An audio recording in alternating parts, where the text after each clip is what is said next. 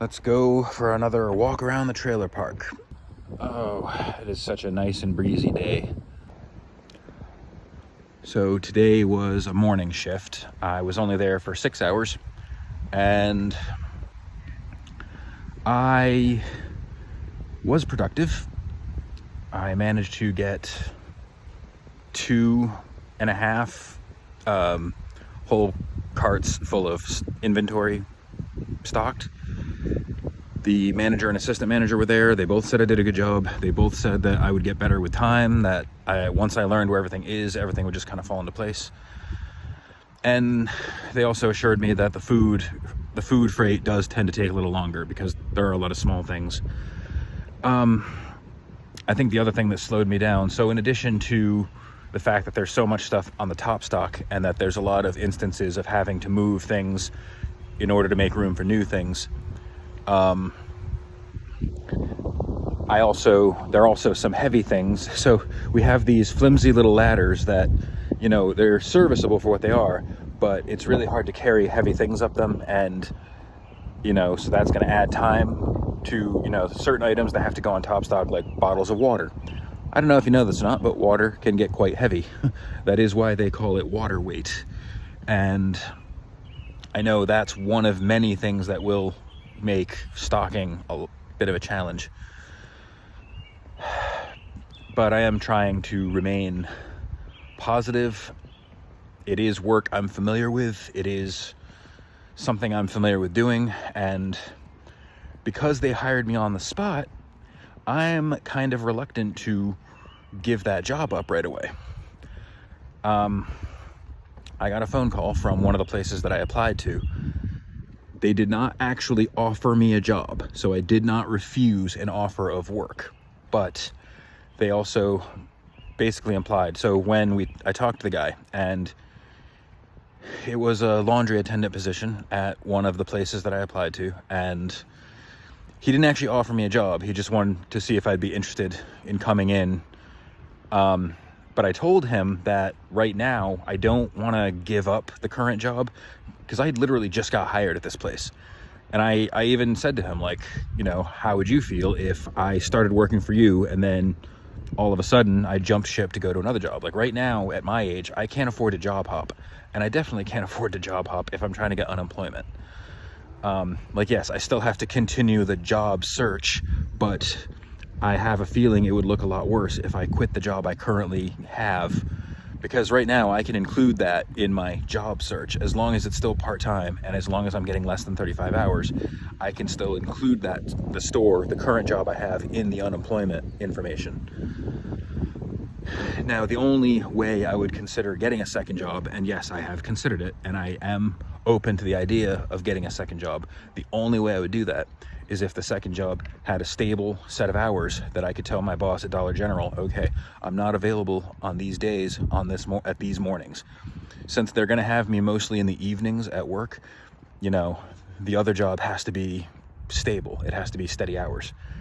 And because he could not promise me a steady schedule, and because he basically wasn't going to budge on his end, I didn't feel like pursuing that position was a good idea.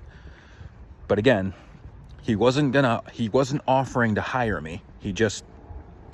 And I was interested in the job. But again, the biggest challenge is that, yeah, his position would have been in the mornings, but it would have been 7 to 3. So it would have been 7 to 3, okay? And it would not have been the same days every week. And here's the thing. Suppose I'm scheduled for a Thursday. Well, Thursday is a truck day. That's a freight day at the current place. If they need me on that morning to help with the truck, I can't be working at another job that morning. And that's just one of the many challenges of trying to have a second job.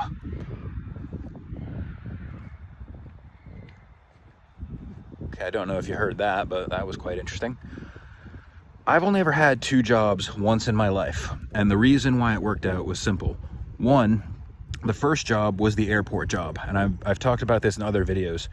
I worked as a detailer. It was for a ground support crew that worked for US Airways. And my job was mainly to get 4 planes ready for passengers the next morning. So as soon as the plane landed, we got in there, we vacuumed the floor, we cleaned the galley, we got rid of the old food, the old meals, the old milk and stuff like that. We stocked the Sky Malls, stuff like that. And those hours were in the evening, and I didn't have to show up to that job super early. In fact, they insisted that I didn't show up too early because they were actually paying me for a lot of hours that I wasn't working. There was a lot of downtime at this job. I could punch in and not have to actually do anything for several hours until the plane landed. And there was so much downtime between planes. So basically, I just had to get there before the first plane landed, and that was a job that had steady hours. Now, when I took the second job was at Brooks Pharmacy, and Brooks Pharmacy had mornings available, mornings and afternoons. Up until a certain point, the latest I had worked at Brooks was 8 p.m. and I still had time to get to my other job on time. Either way, and this is in spite of the fact that the airport was in a completely different part of the city than where Brooks Pharmacy was. Because I could take the bus to the airport, or I could get a cab there, or I could get a ride up there. It wasn't, it wasn't a forbidding amount of time to get to work there. So my overall point is the only reason I was able to keep those two jobs for as long as I did is because the Brooks Pharmacy hours were steady, and so was the airport job. Now, again, I think I've also said this before. It's especially prevalent in this day and age when there are so many corporations trying to peddle this mentality of, no, the employees need to be grateful for having a job. And yeah, it's true. Look, when you have a job, you definitely, not only should you be grateful, but you should actually do your job. My history of the problems I've had in all my jobs, the problems I've always had in every job I've been at is I always show up to do my job, but I'm always surrounded by people who don't do theirs, and it makes my job harder. And anyway, where was I going with this? Right, so, if you have a job, you should definitely be not loyal to it, but when you're there, you're there. Give them your all. Give them your attention. Do everything you can do. But the problem is so many jobs don't want to be flexible, or they want to be flexible, but it's you that has to be flexible. I don't know. I'm trying so hard. There's a chance that the unemployment application won't even be approved, and that I'll never get any cent from it. But I'm gonna keep doing the job searches. I'm gonna keep applying for jobs. But even if I find a job that pays well, like, yes, this particular laundry attendant position would have paid well, reasonably well. But here's my thought process. They're paying $17 an hour, and it's a part-time position with only one potential full-time position, but they're not able to tell me if I'll be able to get that full-time position. Like, I could be in competition with other part-time employees. Now, full-time presumably is a steady 40 hours. Great. Part-time is not steady. Like, even right now at my current job where I'm at part-time, I could get 35 hours one week and 24 hours the next week. Or, as Michael once pointed out, it's possible I could even get 12 hours one week. Part-time is a roller coaster. So $17 an hour, if I have less than 20 hours, would be no better than $13 an hour at 35 hours. So right now, the only reason why I want to keep the current job I'm at is because not only did they hire me right away, but they're supportive. And the other thing is, I don't think doing the laundry at an institutional setting is going to be a very different kettle of fish from doing laundry at home. When I applied for the job and I didn't have any other prospects, I definitely 100% wanted that job, and I would have given it my all. But if I try to take two jobs and I'm gonna stress myself out. Right now, the only way a second job would work is if it were flexible to my schedule. Now, I thought I did try this. I was going to get a little adult tricycle. You've seen them, the three-wheelers, the ones that you can put a basket in the back. I was going to get one of those, and I was going to do something like, DoorDash, because, all right, some Uber services let you offer a companion to go for a walk with. I figured I could do DoorDash or Instacart with a bicycle. I can't be the only person to do that. And not only would I get exercise, but I would get steady work.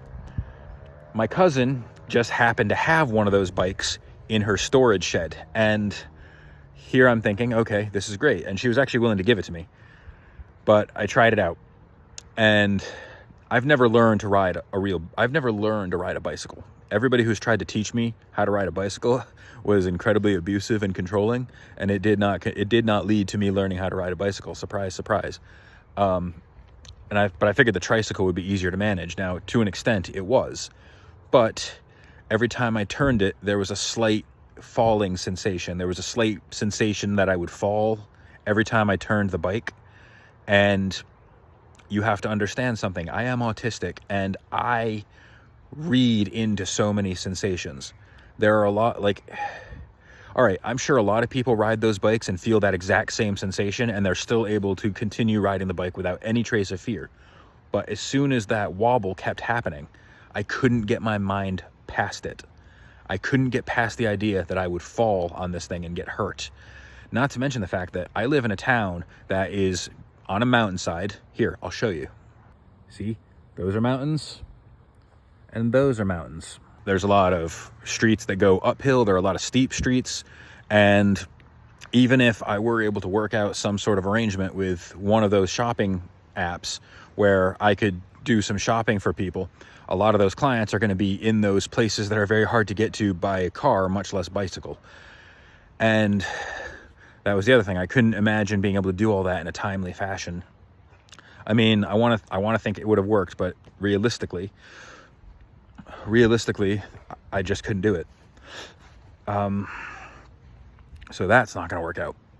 And obviously I don't drive, so Uber's out of the question. I'm still trying to work out some ideas. I'm still open to other possibilities, but it's just like,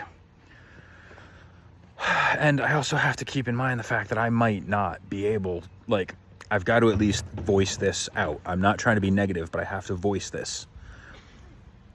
I might not pick everything up as quickly as they want at Dollar General. Their ideal time is 45 minutes per cart, which again would work with some things and less with others. But if they ever came down to, if my job were ever contingent on my being able to stock those shelves at 45 minutes per cart, I don't know if I could do it. I mean, especially if I'm working the evenings when the store can get super busy at the drop of a hat. And if there's always going to be two people in the store, but if I have to go up and help ring people out, or if I have to cover the registers while the other person is on their break or doing the necessary office stuff, I'm not going to be able to get a lot of freight done. And there was a corporate visitor at the store today, and that person kind of made me nervous, because whenever corporate starts sniffing around, they're peddling the company Bible, and they don't think you're a human being. They don't think you're capable. They don't think I'm not a machine, okay? And I love it when people think that I'm just being lazy, as if I wouldn't immediately start doing things that would make my life a lot easier if I could. Nobody's ever handed me anything. Everything I've had in my life, I've basically earned. I mean, all right, I shouldn't say that. Yes, Michael has done a lot for me.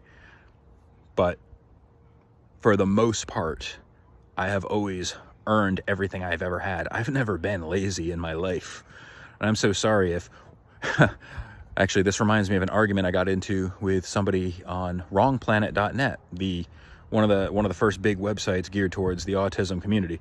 And it was at the end of a long day at work, and I got online. I was in the chat room, and I was eating Chef Boyardee, and I happened to let on that I brought Chef Boyardee to work with me. And people started criticizing me, saying, well, why don't you cook? Why don't you bring something home? I'm like, well, I don't really have time to cook. And some asshole said, well, if you have time to chat, I don't want to hear. If you have time to chat, I don't want to hear you don't have time to cook. And I said, you don't know anything about me, and it's none of your business either way. And of course, I was the bad guy for calling him out on that. Yeah, I busted my ass at those 2 jobs all week, and so sorry if I want a quick and easy meal that the rest of the world doesn't approve of. But of course, I was the bad guy for snapping back at him for making comments like that, about presumptive comments about my life and my activities. I guess my point is, like, yeah, I take it easy when I can. I rest when I can. Yeah, I play Fortnite. There are some days, if it's on my day off, there are days I don't leave the house at all. I just sit on my ass, going online, playing Fortnite, doing other stuff, or doing jack all. But I feel like I've earned that break. I'm certainly not the only one who's done that. There are people that make a career out of that. So if I take one day off where I don't do anything, I'm so sorry for that. And if I had to get a second job, if I was able to get a second job, and presumably if I were able to get the same days off every week, of course I'd probably be working those days. You guys know what I'm talking about, right? Anyway, I'm just kind of going in circles at this point, literally, because I'm going around the trailer park. But I think I'm going to end it here, just because I'm also starting to ramble a bit. And I think I've kind of made my point, or if I haven't made my point, well, kudos to you for listening to this the whole time, all the way to the end. And thank you once again for also liking this video and commenting in the comments below and sharing this video with a friend or on your social media. This is not begging, but I am putting it out there. I do have a Patreon. I also am the Grim Retails on Cash App and Venmo, and you can make a one-time donation through my PayPal account. It's up to you. I'm not telling you have to. I'm not begging. I'm just putting it out there just in case. And I don't have to report that income until I actually make it. You know, obviously if I actually get Patreon donations, I will have to tell the unemployment office that I've made those tips, because that is working. But so far I don't have nearly enough. I've got one donor, which is great. And at some point I will have to probably report that, but right now I don't have to, because it's basically pocket change. And I'm grateful to that donor, I really am. But I would like to get some more. So even if you don't like this vlog series, I do have other content. A lot of my sketches revolve around my time working in retail. So if you don't want to hear me talk all day about work, you can watch videos where I make exaggerated but very relevant skits to very real experiences of mine. Anyway, all right. Thanks once again. Have a great day. Be safe. Treat each other with dignity and respect.